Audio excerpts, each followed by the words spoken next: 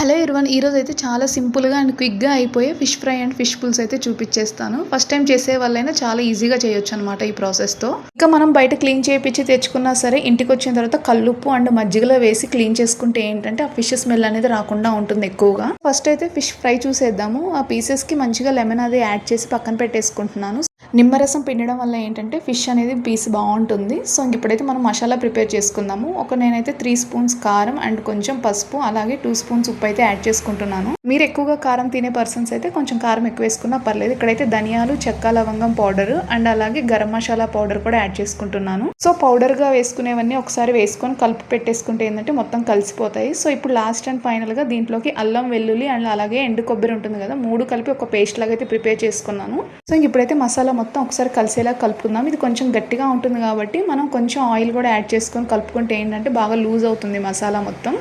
ఇంకా మనం హ్యాండ్ తోటి ఎంత మంచిగా మొత్తం కలుపుకుంటే అంత మంచిగా అన్నీ కలిసిపోతాయి అనమాట. ఎంతసేపు కలుపుకుంటే అంత బాగుంటుంది టేస్ట్ కూడా. సో ఇంతే, ఈ నార్మల్గా ఇంట్లో దొరికే మసాలాస్ తోటి ఇట్లా మసాలా అయితే ప్రిపేర్ చేసి పక్కన పెట్టేసుకోవాలి. సో దీన్ని అయితే ఒక్కొక్క పీస్కి అప్లై చేసుకోవాలి. ఎంత బాగా అప్లై చేసుకోవాలంటే ఆ మసాలా గ్రేవీ మొత్తం పీసెస్కి పట్టేలాగా అప్లై చేసుకోవాలి. ఇక్కడైతే పీసెస్ అన్నిటికీ నేను మసాలా అప్లై చేసేసి పక్కన పెట్టేసుకున్నాను. ఎంతసేపు కావాలంటే మీరు అంతసేపు మ్యారినేట్ చేసి పక్కన పెట్టుకోవచ్చు అనమాట. మినిమం ½ అన్ అవర్ అయినా పెట్టుకుంటే ఏంటంటే మొత్తం అంతా మసాలా పడుతుంది ముక్కలకి.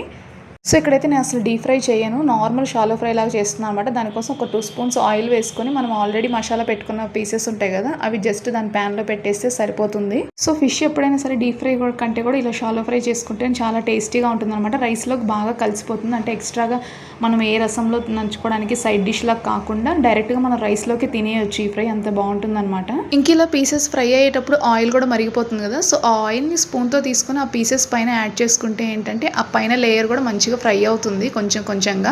సో అలా అన్ని పీసెస్కి మరుగుతున్న ఆయిల్ అయితే అప్లై చేసుకోవాలి. మీ దగ్గర స్ప్రే ఆయిల్ ఉంటే స్ప్రే అయినా చేసుకోవచ్చు, అలా అయినా బాగానే ఉంటుంది. ఇప్పుడు స్లోగా స్పూన్ తోటి ఇట్లా టర్న్ చేసుకోవాలన్నమాట ఒక్కొక్క పీస్ని.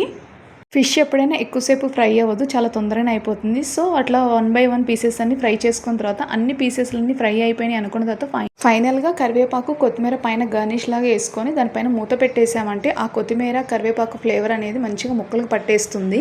సో ఒక 5 minutes మూత పెట్టి మగ్గించుకుంటే ఏంటంటే ఫిష్ ఫ్రై మాత్రం రైస్లోకి నంచుకొని తినడానికి చాలా బాగుంటుంది. డైరెక్ట్గా మీరు రైస్లోనే తినొచ్చు అనమాట. ఏ రసం దీనికి కాంబినేషన్ కూడా అవసరం లేదు, అంత టేస్టీగా ఉంటుంది. ఒకసారి ట్రై చేయండి. సో ఇంక ఇప్పుడైతే చేపల పులుసు రెసిపీ అయితే చూసేయండి. ముక్కలకి బాగా కారం, ఉప్పు, పసుపు, గరం మసాలా అలాగే ధనియాలు, చెక్క, లవంగం పౌడర్ ఉంటుంది కదా, సో అది కూడా యాడ్ చేసుకొని అల్లం, వెల్లుల్లి, ఎండు కొబ్బరి 3 కలిపి ఒక పేస్ట్ లా ప్రిపేర్ చేసుకోవాలి. ఆ పేస్ట్ అలాగే పచ్చిమిర్చి, ఉల్లిపాయలు, టమాటాలు, సో ఇవి కూడా యాడ్ చేసుకున్న తర్వాత ఒకసారి హ్యాండ్ తోటి మంచిగా నీట్గా అన్ని కలిసేలా కలుపుకోవాలి. మసాలా అంతా ముక్కలకు పట్టేలాగా.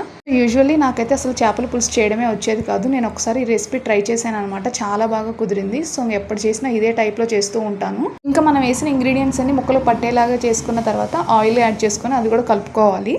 సో ఆయిల్ కూడా యాడ్ చేసిన తర్వాత చింతపండు పులుసు ఉంటుంది కదా, సో దాన్ని కూడా యాడ్ చేసుకుంటున్నాను. చింతపండు పులుసు యాడ్ చేసిన తర్వాత మీ కన్సిస్టెన్సీకి తగ్గట్టు, పులుపుకు తగ్గట్టు అడ్జస్ట్ చేసుకుంటూ వాటర్ కూడా యాడ్ చేసుకోండి. ఇంకొకటేసారి కొత్తిమీర అండ్ కరివేపాకు, అలాగే ఏంటంటే మనం ఎప్పుడు పులుసు ఐటమ్స్ ప్రిపేర్ చేసినా కొంచెం మెంతులు, ఎక్కువ కాదు జస్ట్ కొన్ని మెంతులు యాడ్ చేసుకుంటే ఏంటంటే పులుసు అనేది చాలా టేస్టీగా ఉంటుంది.